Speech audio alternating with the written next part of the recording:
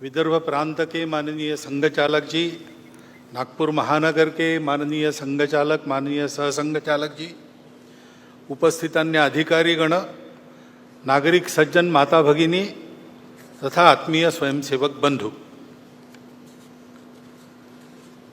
वास्तव में हमारे प्रमुख अतिथि जी ने जो बात अपने भाषण में कही, उसके अलावा और कुछ कहने की, सोचने की जरूरत नहीं है। वो अच्छे गायक भी है और अच्छे वक्ता भी है, ये आज पता चला है हमको। परंतु मुझे तो बोलना पड़ेगा। लिखित भाषण मेरा चला गया है मीडिया में, उसमें से बातें आएंगी, परंतु कुछ बातें आपके सामने यहां से रखना ये आवश्यक हो जाता है, इसलिए मैं रख रहा हूं। ये बात सही है और हम सब उसका अनुभव कर रहे हैं कि प्रतिवर्ष भारतीयों का गौरव दुनिया में बढ़ रहा है। वर्ष भारतीयों का गौरव दुनिया में बढ़ रहा है। दानवता पर मानवता की पूर्ण विजय का ये जो विजय पर्व अपना विजयादशमी है, इस वर्ष की विजयादशमी में भी हम ये अनुभव कर रहे हैं। ऐसा अनुभव देने वाले कई प्रसंग हमने अभी अभी अनुभूति में हमारे लाए हैं। जैसे G20 की परिषद यहां पर हुई, वो तो प्रतिवर्ष होती है, लेकिन यहां पर हुई उसके एक विशेषता रही। उस परिषद में हमारे भारतीयों के आतिथ्य की बड़ी प्रशंसा हुई, उसका पहली बार उन्होंने अनुभव किया। हमारे विविधता की सजी संस्कृति का गौरव उन्होंने अनुभव किया। केवल भूतकाल की बात नहीं है, हमारी वर्तमान की जो उमंग भरी उड़ान है, उसको भी उन्होंने प्रत्यक्ष देखा, दुनिया भर के देशों के लोगों ने। और हमारे मन की जो सद्भावना है, प्रामाणिक सद्भावना है, अफ्रीकन यूनियन को सदस्य बनाने में पहले ही दिन परिषद का घोषणा पत्र एक मत से कराने में, और हमारी राजनीतिक कुशलता भी उन्होंने देखी, हमारी प्रामाणिक सद्भावना भी उन्होंने देखी। विशेषकर आर्थिक विषयों पर केंद्रित जो परिषद होती थी, उसमें पहली बार वसुधैव कुटुंबकम की बात कही गई। महिलाओं के उन्नति की, महिलाओं के नेतृत्व की बात कही गई, और वो मानव केंद्रित बात हो गई। उसमें करुणा के ग्लोबलाइजेशन की बात भी यहां जो C20 हुआ था वहां रखी गई थी। ऐसा एक प्रसंग हमको एक झलक देके गया कि हमारा स्थान आज दुनिया में क्या बना है। हमारे नेतृत्व के कारण भारत का एक विशिष्ट स्थान दुनिया के अग्रणी देशों में बन गया। इसको हमने अनुभव किया। ऐसा अभिनंदनीय कार्य हमारे सामने हुआ है।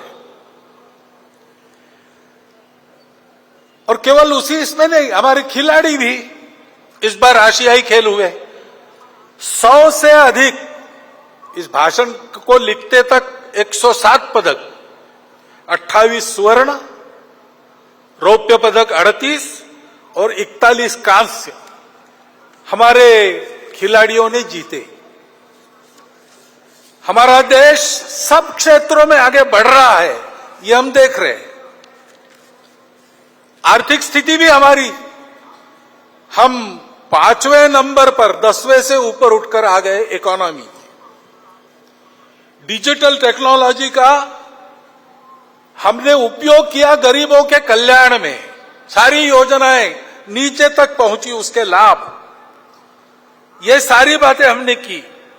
स्टार्टअप्स की क्रांति जैसे हो गई सभी क्षेत्रों में, केवल टेक्नोलॉजी में नहीं, कृषि हो, स्पेस हो, डिफेंस हो, सर्वत्र ये प्रगति भी हमने देखी है। और इसलिए हमको बड़ा आनंद लगता है कि हाँ आगे बढ़ रहे हैं, और केवल भौतिक बातों में नहीं, राष्ट्र का पुरुषार्थ उस राष्ट्र की अपनी धरोहर के आधार पर अपने वैश्विक प्रयोजन के सिद्ध करने वाले आदर्शों के आधार पर होती है। उनको हम देखते, उनका अनुकरण करते, तब आगे बढ़ते। हमारे संविधान के पृष्ठ पर जिनका चित्र है वो हमारे राष्ट्रीय आदर्श भगवान राम, उनके बाल स्वरूप का रामलला का मंदिर अयोध्या में बनने जा रहा है। अपने मंदिर में रामलला प्रवेश करने वाले हैं 22 जनवरी को। ये प्रसंग हम देखने वाले हैं। उसमें सब लोग तो आ नहीं सकेंगे, सुरक्षा की बात रहेगी, वहां के व्यवस्थाओं की बात रहेगी। धीरे धीरे बाद में जाएंगे अपनी अपनी सुविधा से, परंतु उस दिन अपने सारे देश में हम अपने अपने जगह अपने छोटे छोटे मंदिरों में ऐसा वातावरण बना सकते। भगवान राम धर्म की मर्यादा के प्रतीक है। समाज में सब लोगों को अपनाने वाले भगवान राम थे। भगवान राम करुणा के प्रतीक है। इन सब बातों को ध्यान में रखते हुए ऐसा आत्मीयता का, सर्वसमावेशकता का, समरसता का, प्रेम का, स्नेह का वातावरण, धार्मिकता का वातावरण सर्वदेश में बने, ऐसे छोटे छोटे कार्यक्रम अपने जगह पर तो हम कर ही सकते हैं। परंतु ये सारे प्रसंग भारत का एक अमृत काल देखने का सौभाग्य हम सबको मिला है, और इसलिए शताब्दियों की संकट परंपरा को पार हमने किया है और हम आगे बढ़ रहे हैं, ऐसा ध्यान में आता है। हमने सदाचार अहिंसा की शिक्षा देने वाले भगवान महावीर जी का 2550वां वर्ष हम संपन्न कर रहे हैं। हिंदवी स्वराज्य के संस्थापक छत्रपति शिवाजी महाराज, इनका 350वां वर्ष हम संपन्न कर रहे। महर्षि दयानंद सरस्वती, जिन्होंने अंग्रेजों के गुलामी से मुक्त होने के लिए, योग्य बनने के लिए हमको फिर से अपने मूल की ओर खींचा और उसकी स्पष्ट और यथार्थ कल्पना दी। रूढ़ी कुरीतियों को बाजू रखकर वास्तविक अर्थ क्या है वो बताया। उनका 200वां वर्ष हम संपन्न कर रहे। ऐसे ही रानी दुर्गावती, भारतीय महिलाओं की शक्ति, उद्यम, साहस, धैर्य, बुद्धि, शक्ति, पराक्रम, प्रशासकीय कुशलता, प्रजाहित दक्षता, इसका परिचय देने वाली उनका 500वां वर्ष, और साथ साथ भक्ति का परिचय देने वाली संत मीराबाई, इनका 550वां वर्ष। ये अभी हम संपन्न करने वाले हैं, आगे उनका वर्ष है। ऐसे ही अपने राजनीतिक प्रशासन की कुशलता के साथ साथ, प्रजाहित दक्षता के साथ साथ, जो अपने जीवन को सामाजिक विषमता के निर्मूलन के लिए लगा चुके, ऐसे कोल्हापुर के छत्रपति शाहू महाराज का, उनका भी 150वां जयंती वर्ष हम मना रहे। अभी अभी हमने संपन्न किया, तमिलनाडु में एक संत हो गए, वल्ललार जी, श्री रामलिंगम वल्ललार जी। उन्होंने अपने जवानी से ही स्वतंत्रता की अलग समाज में जगाना प्रारंभ किया।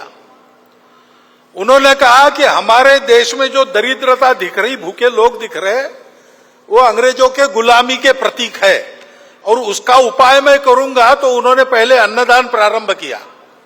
उस समय तमिलनाडु में जो चूल्हा उन्होंने अन्नदान के लिए जलाया, वो आज भी जल रहा है और वहां अन्नदान कार्यक्रम चल रहा है।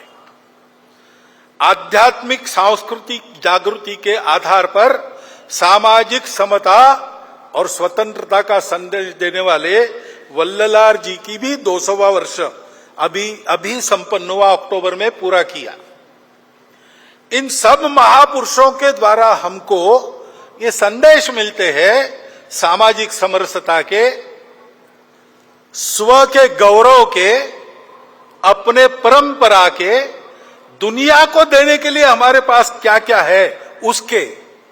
जैसे हमारे प्रमुख अतिथि जी ने उल्लेख किया, हमारे हर बात में हमारा स्व है, संगीत में है, अन्न में है, सारी बातों में है।